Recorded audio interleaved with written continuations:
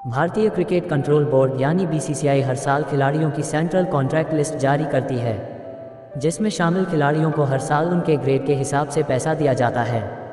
BCCI खिलाड़ियों को 4 grade में विभाजित करती है।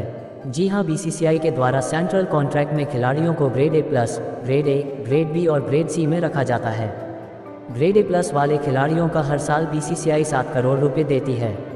वहीं ग्रेड ए के खिलाड़ियों को हर साल 5 करोड़, ग्रेड बी के खिलाड़ियों को 3 करोड़ तो वहीं ग्रेड सी के खिलाड़ियों को 1 करोड़ रुपये दी जाती है।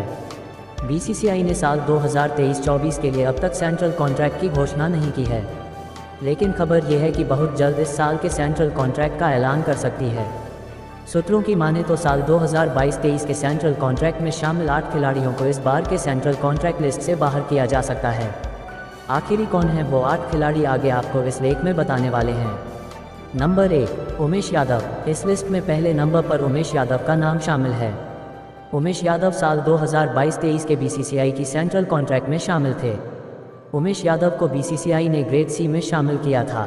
ऐसे में बीसीसीआई से इन्हें 1 करोड़ रुपये मिलता था, लेकिन क्रिकेट पंडितों का मानना है कि उमेश यादव को साल 2023-24 के सेंट्रल कॉन्ट्रैक्ट की लिस्ट से बाहर का रास्ता दिखाया जा सकता है, लेकिन इसको लेकर अब तक बीसीसीआई ने आधिकारिक जानकारी नहीं दी है। नंबर 2, शिखर धवन। इस लिस्ट में दूसरे नंबर पर शिखर धवन का नाम शामिल है। शुभमन गिल, यशस्वी जायसवाल और ऋतुराज गायकवाड़ जैसे टैलेंटेड खिलाड़ियों के आ जाने के बाद से इस बार सेंट्रल कॉन्ट्रैक्ट में शिखर धवन का शामिल होना मुश्किल लग रहा है। भारतीय cricket control board Shikhar Dhawan को सेंट्रल कॉन्ट्रैक्ट की लिस्ट से बाहर कर सकती है, लेकिन इसको लेकर अब तक आधिकारिक तौर पर कोई भी जानकारी सामने नहीं आई है। नंबर 3, दीपक हुड्डा। इस लिस्ट में दीपक हुड्डा का नाम भी शामिल है। दीपक हुड्डा को भी बीसीसीआई ने साल 2022-23 के सेंट्रल कॉन्ट्रैक्ट में शामिल किया था, लेकिन इस बार के सेंट्रल कॉन्ट्रैक्ट में दीपक हुड्डा को बीसीसीआई शायद ही शामिल करे। दीपक हुड्डा ने काफ़ी लंबे समय से भारत के लिए कोई मुकाबला नहीं खेला है और इसी वजह से इस बार उनको बीसीसीआई सेंट्रल कॉन्ट्रैक्ट से बाहर करने की योजना बना रही है। हालांकि इसको लेकर अभी आधिकारिक अपडेट आना बाकी है। नंबर 4, युजवेंद्र चहल। इस लिस्ट में युजवेंद्र चहल का नाम भी शामिल है। युजवेंद्र चहल को बीसीसीआई ने साल 2022-23 के सेंट्रल कॉन्ट्रैक्ट लिस्ट में शामिल किया था, लेकिन साल 2023-24 की सेंट्रल कॉन्ट्रैक्ट में उनको जगह मिलना मुश्किल लग रहा है।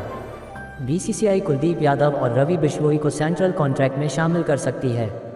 Number 5, K S. भरत। इस लिस्ट में के.एस. भरत का नाम भी शामिल है।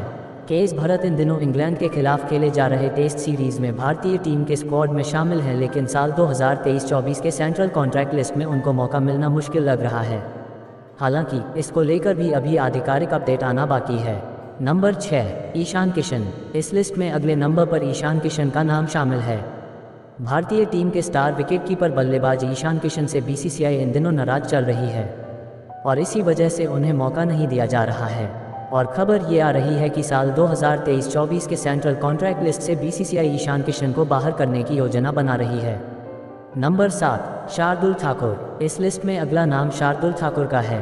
शार्दुल ठाकुर को बीसीसीआई ने साल 2022-23 के सेंट्रल कॉन्ट्रैक्ट लिस्ट में शामिल किया था, लेकिन साल 2023-24 के सेंट्रल कॉन्ट्रैक्ट लिस्ट से बीसीसीआई उनको बाहर कर सकती है।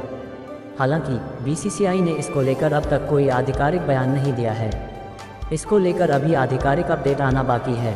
नंबर 8, वाशिंगटन सुंदर। इस लिस्ट में सबसे आखिरी नंबर पर वाशिंगटन सुंदर का नाम शामिल है। साल 2022-23 के बीसीसीआई के सेंट्रल कॉन्ट्रैक्ट लिस्ट में वाशिंगटन सुंदर ग्रेड सी में शामिल थे, लेकिन इस बार के सेंट्रल कॉन्ट्रैक्ट से उनको बाहर किया जा सकता है, लेकिन इसको लेकर भारतीय क्रिकेट बोर्ड ने अब तक आधिकारिक अपडेट नहीं दिया है। ऐसे में अब ये तो बीसीसीआई के द्वारा मीडिया एडवाइजरी जारी करने के बाद ही पता चलेगा कि कौन कौन से खिलाड़ियों को सेंट्रल कॉन्ट्रैक्ट लिस्ट से बाहर किया जाता है।